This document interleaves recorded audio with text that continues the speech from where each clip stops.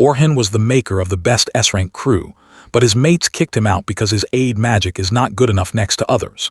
Yet, Orhun was never a mage to begin with, and he picks to go back to his true skill and love for blade work to become the top adventurer ever. Orhun roams the cave all alone. He looks tired of his own life when he meets a demon rat. He draws his blade, which he has not used for what seems like eons at this point.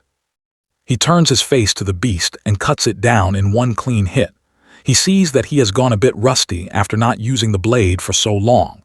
This draws the heat of some other rats in the cave who at once rush at Orhun and try to strike him. These beasts are no match for the maker of the hero's crew, though as with a quick 1-2. He kills the rest of the rats that came in his way. He looks at all the gems spread on the cave floor and thinks that he might not be as out of shape as he first thought, and maybe there is still some hope for him as a lone blade man. Before he could turn, though, he gets hemmed in by a pack of goblins who are much stronger than the demon rats, and Orhun knows that. He picks not to take any risks and uses his own aid magic on himself, boosting his might for a short time, making him tougher and his blade more deadly. With that, the goblins strike Orhun, but they were no match for the speed and skills he had after being in an S-ranked crew. He slew them all one by one while thinking how he never really tried his own aid magic on himself and sees how strong it makes him feel. He was about to drop his guard after killing the whole first wave, but before he could rest, a second wave of goblins hit him head-on, knowing that his aid spell would wear off soon. He leaps in and cuts through all the goblins that came in his way, even chasing one down at the end to send him to hell. With that, his guard spell wears off, and he sees that his spell only works for 3 mins of fight, which means that he must be wary of when and how he uses it. Just then, the third wave of these never-ending goblins enter the cave and rush at Orhun at full speed, aiming to kill. But Orhun beats them once more and starts killing them one by one. He soon sees that his spell is about to end, so he uses the spell once more near the very end to keep up his attack as he deals with the last few goblins of the horde. As he sees the life fade from the eyes of the last goblin, the thought of that night still haunts him. He recalls how Oliver came to his study with Anne and Dirk and told him straight up that they are going to kick him out of the hero's crew. Orhun was in shock as he tried to grasp what was going on. He turned to Oliver asking what the hell is he talking about. They are meant to be best friends, but Oliver stayed cold and firm, telling him that just because he is a friend from the same town does not hide the fact that he is the most useless member of the team. Anne and Dirk both add in, saying that all he does is slow them down and hold them back from gaining greatness. Orhun's life plays in his mind as he tries to make sense of the odd scene. How can his best friend choose to kick him out of the crew that he himself made? A crew that became known as the hero's crew because of how fast they climbed through the caves, and soon became one of the best crews in the whole land. Oliver says that during the last joint cave clear task, he saw other crews and how the aid caster of their group was so strong and able to help the other members, and next to that, Orhun is wholly useless. Orhun could not trust his own ears as he hits back, saying that he is not an aid caster to begin with, and the sole cause he took on the role was because no one in the crew had any gift for magic. So he gave up his own place as a blade man and began to train as an aid caster, and even made his own style of magic to make up for the skill that he lacked as a help mage. Anne laughs in his face, though, calling him a sad loser who makes excuses since Oliver was a much better blade man than him to begin with. With that, Orhun turns to Oliver as he was his last hope, but Oliver coldly tells him that they have even found a new aid caster as well, who will help them climb through the ranks and gain greatness. Orhun at last takes in the new truth and the fact that there is no place for him in this crew anymore. With one last goodbye, he turns to leave when Anne laughs, saying that he was never meant to be in an S-ranked crew anyway since his blade work and magic are both at a rank, which means he is a sad jack of all trades, but master of none. At last, he snaps back to the now as he walks ahead thinking about the new style of fight he has made, which blends the old roles of a blade man and a mage. He picks that he will go on being a jack of all trades. But at the same time, he will master them all and show them what a big mistake Oliver and the others made. Just as he was about to leave, a pack of 4 adventurers rush into the warp room all out of breath. Their lead asks whether they were all right since they were not ready for so many orcs at once. One of the team speaks up, saying that they have left the girl behind, though.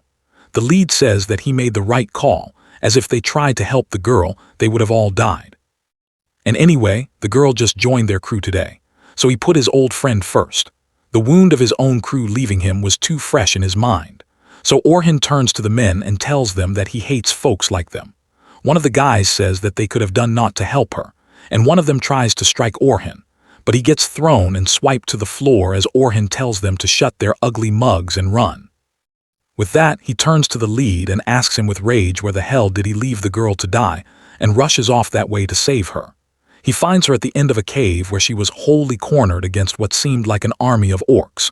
She kept backing to the wall with tears in her eye and used her guard shield as the orcs came near. Her shield could not stay up for long, though as soon the orc broke through the shield and were about to end her life. When Orhun jumps in and used his wind magic to push them back, the girl was shocked and dazed, but Orhun did not waste a single moment as he drew his blade and ran at the orcs. The first orc tried to pound him to the floor, but Orhun blocked the hit with ease, and with his own aid magic as backup, he cut through the orcs as if they were made of butter. The girl stood there lost, wondering if Orhun is a blade man or a mage, as he used his aid magic to boost the sharpness of his blade before rushing at the orcs, chopping through their arms and their forms alike. He sees that the guys were right, as they could have never dealt with so many orcs at once, but he would have rather died than leave a crewmate behind. With that thought, he cut through scores of beasts all at once. While the girl watched in awe, wondering who this man is, Orhun went on with his killing spree. And with a second burst of hits, he cut through every single orc in the cave, leaving only their dead forms and shiny gems behind. With that, he turns to the red head at the end of the cave, but finds her on the floor as the rush wears out. By the time the sun went down, they came out of the cave, and the redhead gave her name as Sophia before asking him to dinner as a thanks for saving her life. Orhun ends up saying yes and goes with her to a bar owned by the Silver Rabbits Guild. He sees that she is from the guild itself, as she also had a crest on her cape, and notes that she reminded her of someone but could not place it. Soon that doubt left when Sophia brought him to her big sister Selma, who Orhun already knew, as she was also an S-ranked aid caster from a different crew. Selma was the top aid caster in the land, and she was the one who came up with a plan of splitting the roles into the blade man who hits, the tank who takes harm, and the mage who gives aid. She eyes Orhun with disgust and tells him that she is going to call the FBI since her sis is just 14. Orhun at once tells her that his name is not on the Epstein files, so she can chill, while Sophia tells her sis that Orhun in fact saved her life. Selma calms down a bit after that and scolds her sis for going out on her own to a cave without telling her first. They soon start to chat, and Orhun tells Selma that he was kicked out of the hero's crew, so he is more or less a drifter at this point. He at once sees Selma's eyes sparkle, and he wonders if she is thinking of taking him into her crew. But before that could happen, he tells Selma that he has no plans of joining any crew in the near future for now. Selma tells him not to flatter himself and asks if he is up for a job. This was a shock for Orhun, and he gets keen and asks about the job.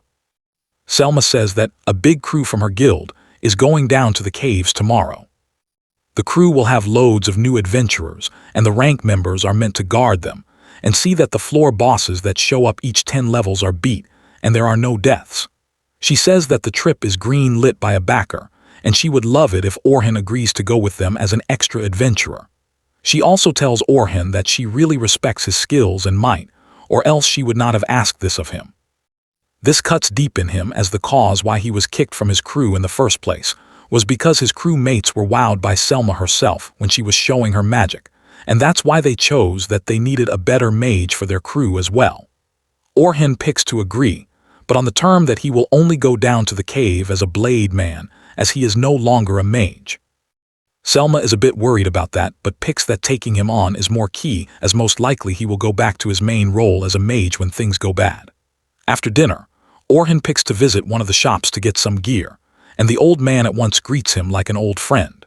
The old man had been Orhun's gear guy since the very start when Orhun was no one, and with a heavy heart, Orhun tells that he won't be able to do any more ads for him as he is no longer in the hero's crew. He says that now no one would care what gear he uses or where he goes to get his armor, and says sorry to the old man for letting him down. The old man just smiles and thanks him for all that he has done till date, saying that folks will still heed him as he is a truly nice guy who is strong and will find a way back to the top once more. This brings a tear to his eye as he sees that someone still trusts him, and he picks to give his all and build himself from the ground up. The next morn, Orhun goes with Sophia to meet the head of the Silver Rabbit clan known as Vince. He bids Orhun welcome to their clan base and gives his name.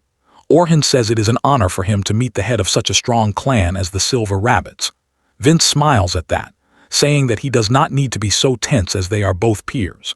Vince says that he knows well of Orhun's wins and knows that he was one of the key causes why the hero's crew was so good. He says that they should put the nice talk aside and instead try to see what the other person is truly thinking. They should focus their minds on the task at hand, which is this teach trip. Vince turns to Selma for the rundown, and she starts by saying that they will go from the first floor of the cave all the way down to the 51st floor in the span of 3 short days. She says that they will halt at level 21 on day 1 and go on the second day till floor 36, and at last on the third day, they aim to beat the 51st floor. While telling all this, she recalls the talk she had with Vince when she first told him about the fact that Orhun has been kicked out of the hero's crew. Vince at once said that the hero's crew made the biggest error of their lives, as without Orhun running all to flaw, they won't be nearly as strong as they were before. Selma agreed with the take, saying that his aid magic took them to a very high rank, which would have been out of reach for them without his help. She knows that at a raw scale, Orhun's aid magic is not as strong as some of the S-ranked aid mages, but he makes up for it with his cast speed, which is at least 4 times faster than even her own speed. She recalls the fight, saying that he was using several of his own first spells as well. And more than that, his skill to read the scene and react to it with sharp picks is basically unmatched. With him out of the mix, the hero's crew won't be able to hold their top spot, which means that the Silver Rabbits can swoop in and take the edge to become the best crew in the land. This all threw Vince off a bit, as he could not see why would a very skilled aid caster agree to a joint raid in a cave where he has little to gain. Selma says that most times the aid mages are not given the fame that they merit. And yes, she is known, but that's just because her moves were flashy enough to catch their eyes. While the truly strong mages are left in the dark with no fame of their own, she snaps back to the now when Orhun speaks up and asks to confirm that there are going to be 10 crews of rookies heading into the caves and 5 guards, with Selma and himself. The rookies will deal with all the beasts in turn, but if something out of the norm takes place, the guards will step in to make sure the rookies stay safe. He does find one thing odd though and asks, why are there only 5 guards?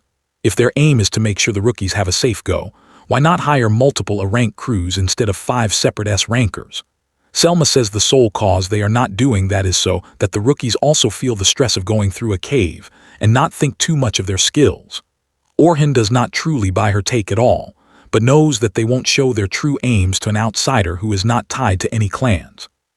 No matter that, Orhun picks to take the quest as he has naught else to do anyway. Vince seems glad about it and says that he will be paid 2 gold coins in advance and 10 more when the task is done.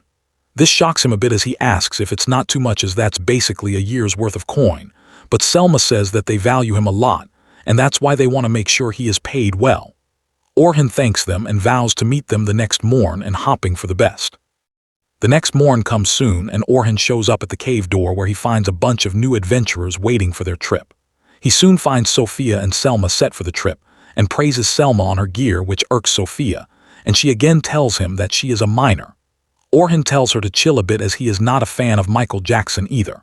Sophia asks where is he living right now since before he used to live in the big house owned by their crew. Orhun says that he is now at the inn, but soon he will find a good place to stay as well. With that, Orhun looks round and says that all seem to have come and maybe they should start their trip. Selma agrees with that and tells Sophia to join her crew before leading Orhun to the other 3 hires in charge of making sure the trip goes well. Selma brings Orhun to the others, saying that he is very strong and that she trusts him. The other 3 guards at once bid him welcome. While giving their names, the blue-haired guy named Ant says that he is a tank, and the blondie named Burn says he is a tank as well. The last short-haired girl turns out to be a healer named Kathy. Orhun at once sees that he is a frontline hitter, and Selma, the aid caster, which make this a very well-set crew of guards. But he asks what was their plan if he said no to their offer to join. He thinks that there is no doubt something odd going on, but picks to push on for now and see how the things play out. Soon, Selma calls all the Rockies in one spot and brings them to Orhun, saying that they have got a very strong helper for this trip, so they don't need to be scared of a thing. She says that Orhun has been to the 94th floor, which even she has yet to do, and he used to be part of the hero's crew itself, which makes him one of the top folks in the land. This really fires up the newbies who at once feel much more sure of this trip. But so much weight starts making Orhun feel a bit cowed since he now knows so many folks are counting on him. With that out of the way, she tells the rest of the guards to take charge of their crews while she tells Orhun that he is going to lead the 10th crew, which is the best one of them all. And she thinks that with the right lead, they can easily deal with even the mid-rank caves. This again is a bit odd for Orhun as he asks why would she give the star crew of the bunch to him who is meant to be an outsider. No matter, he moves to the 10th group and sees that Sophia is in the same group. He asks if anyone in their crew is late since he can only see 3 folks, but a blonde boy named Logan says that only the 3 of them are in this crew. This is a bit out of the norm since 3-man crew is quite rare, but the blondie says there are only 3 in the crew since no one can keep up with them anyway. He says he is the lead of the crew, saying that he is an aide caster who is going to be even better than Selma herself. Orhun at once sees that this boy has a pride issue and asks if it will come to bite him in the end, but he moves to the second girl for now. The girl gives her name as Carol, who is a tank, but Orhun notes that she does not seem to have any armor on. He asks if she will put it on once in the cave, but she says that she does not use any shields or armors. Orhun asks if that means that she puts more stock in dodging than blocking, and Carol says that he is right as she does not want any beasts to touch him. Dodge-type tanks are quite rare as they often use their great speed and skills to dodge and strike back at beasts up close, but that takes real fight know-how that this girl no doubt does not have. He asks if the clan did not warn her of that before, but the blondie says that the clan told Carol many times to act like a normal tank till she gets know-how, but she just blew them off. Orhun soon saw that this might be the star crew, but at the same time, this also seems to be the issue crew, which the guards did not want to deal with. Soon after that, the trip at last starts, and they all go into the cave. Carol does not stop talking for even a moment and goes on pestering Orhun about why he left the crew, and he does not know how to shut her up. Their trip goes well for now thanks to Orhun placing magic traps behind them that auto-deal with the weak beasts as he does not want to waste time on useless fights. At last, they get to the 20th floor, and Orhun now has a better feel for his crew. He sees that the blondie is not all talk, and he has a good amount of skills as an aide caster, and can work at the level of a rank crew if he keeps it up. But he is bad at giving orders, which is very key for an aide caster. Carol is very fast, which she would need as a dodge-type guard, but there are 2 flaws with her. She runs straight at the beasts with no thought when her main role should be making sure their crew is safe. And the second flaw is that she uses 2 small knives as her main arms, which do fit her style, but might not have enough punch when it really counts. Sophia is the weak link of them all in terms of raw skill. But she is still above the skill level of a total rookie and does not have any big flaws, which makes her the most well-set person in the group. At the end of the cave, the guards beat the level 20 floor boss, which means that they can move to the 21st floor, which was their aim for the first day. After logging their IDs as proof of the win, they head out for the night to rest and go on the next morn. When Orhun wakes the next day, though, he is crushed to find a paper. And on its front page, his pic is posted for all to see. As the hero's crew say for sure that they have kicked Orhun and have hired a new aide caster in his place, this hits him hard than he thought it would, but there is naught he could do. So he moves out to meet the rest at the cave, asking if the rookies would act different after reading today's headline. On the way, though, he is stopped by a blue-haired girl who turns out to be Luna, the healer of the hero's crew. He recalls how even in his last days, when all the rest were cold to him, Luna was always smiling at him and ready to help. The day he was kicked out, she was out on a task, or else it would not have been so easy for the rest to push him out of the crew. Luna at once grabs Orhun's hands and begs him to come back, saying that she will find a way to make the crew see how much they need him. She brings up their vow of clearing the Great Cave as one, but that only irks him as he says that the vow was made by the 3 of them as one, with Oliver, and he is the one who kicked him out of the crew. With a hurt heart, he turns and tells Luna that he is never going back to that crew ever again, and moves to the cave door. On the way, Orhun thinks about how he was kicked from the hero's crew. And that's what the paper said today, which means that all the new hires are likely lost on what to think of him now, most of all since Selma talked him up so much for being from the hero's crew, But now the truth came out. He soon shows up at the cave door where he finds all the rookies set to go in. But the whole mood has fully changed, clear that every single soul here has already seen today's paper. The newbies talk among themselves about the fact that Orhun is not in the hero's crew anymore. While Logan thinks about how it would have been a diff thing if Orhun left the crew of his own will. But the fact that the paper made clear that Orhun was kicked out of the hero's crew for being too weak fully shifts all. Orhun tries to greet the rookies, but he gets a mixed bag of a reply from them.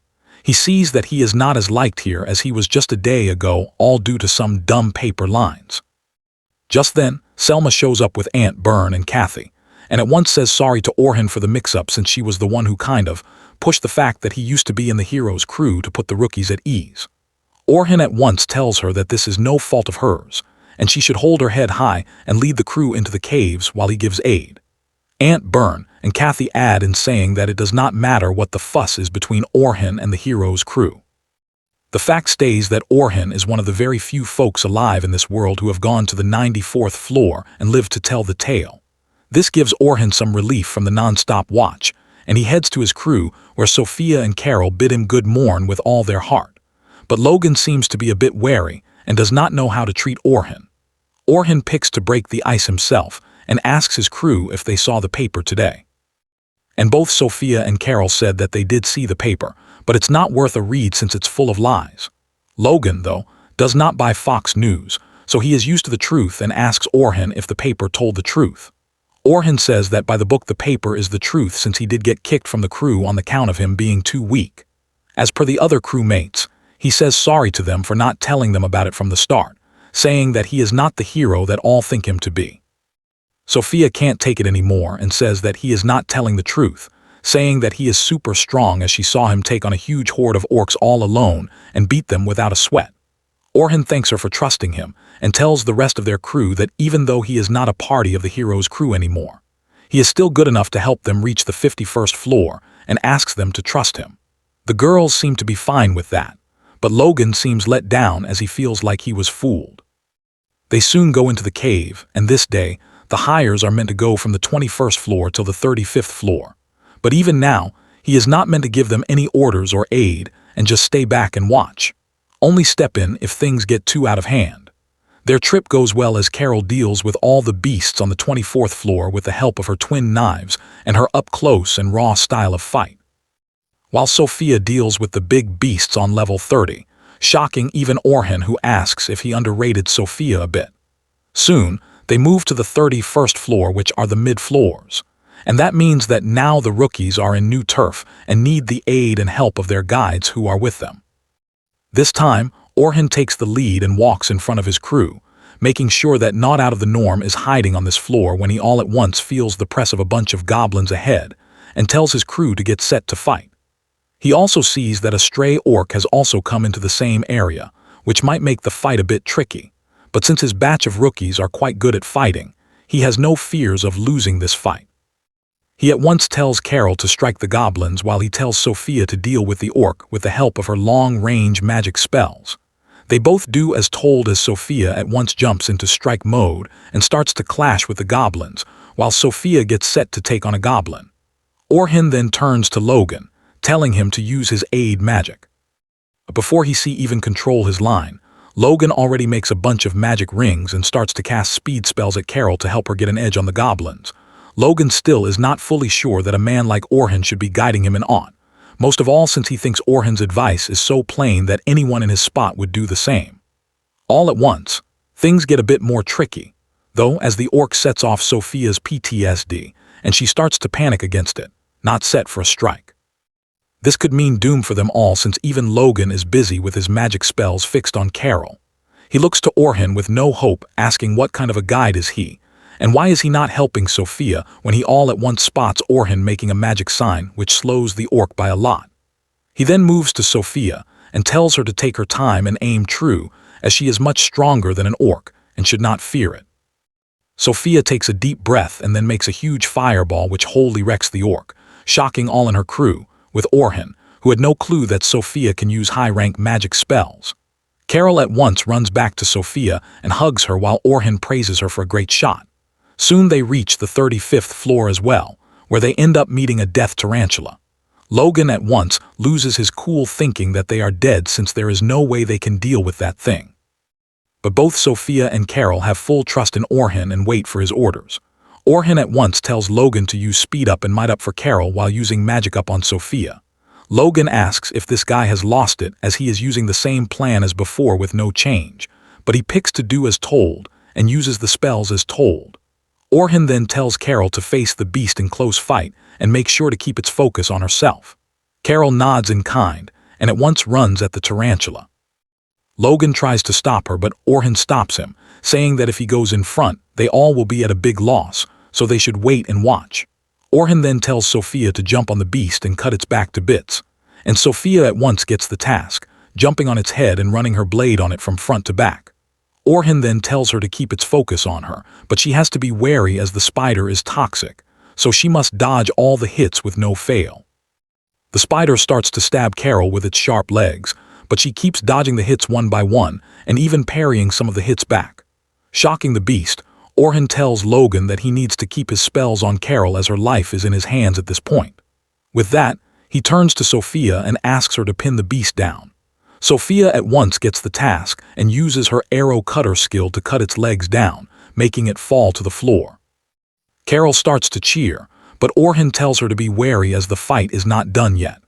The tip came too late, though, as the spider beast was not dead yet and uses its webs to grab Carol and starts to pull her to it. Orhun at once tells Logan to give Carol a might up and speed up, which I Dawson with no more fuss, but Carol starts to panic and fails to free herself from the web, begging Orhun for help. Orhun tells Sophia to ready her rock arrow and uses a sharpness boost spell on her knives, which gives her the boost she needed to break free from the grip of this beast. Sophia at once follows it up with her rock arrow spell, which wholly nukes the beast, killing it at once. With that, their trip for the day winds down, and Orhun praises Logan for his use of his aid spells, as without those, his crew would not have been able to win today's fights. By the time they leave the caves, the sun starts to set, and Selma hails all the rookies on their wins till date, saying that they have all done a great job till now, and the last step of their trip will take place tomorrow, so they need to rest and eat well. With that, they all go their own ways when Orhun is stopped by Ant and Burn, who call him out for a meal, and after a bit of thought, Orhun says yes, as it's not each day. Someone asks to treat him. On their way back to the town, Logan asks Sophia about the meat. She had where Orhun first saved her life and asks about the bits, like what kind of spells was he using. Sophia tries to recall and says that he used a wind blast first, and then also used some magic to boost his blade before cutting each and every orc to bits. Logan sees that something is quite off about Orhun, since today he saw that Orhun very much used a spell to cut the speed of the orc which was moving to Sophia. These kind of magic spells are known as debuffs and are very hard to do.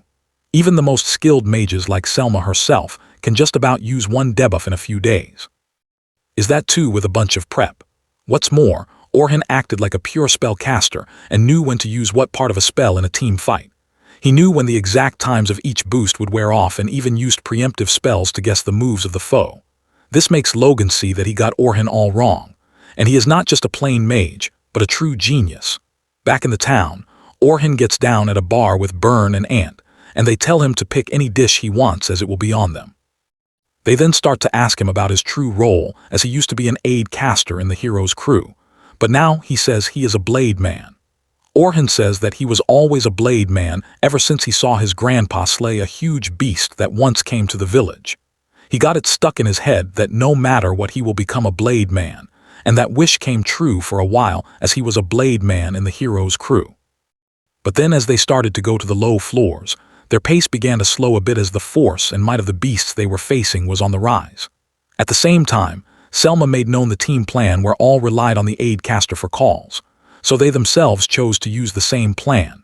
Too bad, since their whole crew had no one with the gift to become an aid caster, their best pick was Orhun, and for the good of the crew, he chose to give up his spot as a blade man and became an aid caster. He starts to think with spite that how the hero's crew has no chance of clearing the next floors now, but picks that it's not worth it to think of all that now. He then tells the boys that he now wants to be the most well-set blade man who can deal with even the low floors on his own with no need of any crew, not knowing that the very next day the hero's crew was going to pay him a call in the very caves he aimed to take. But that's where this tale ends. Recall to like and sub to the feed. Thanks for watching, and I'll see you next time.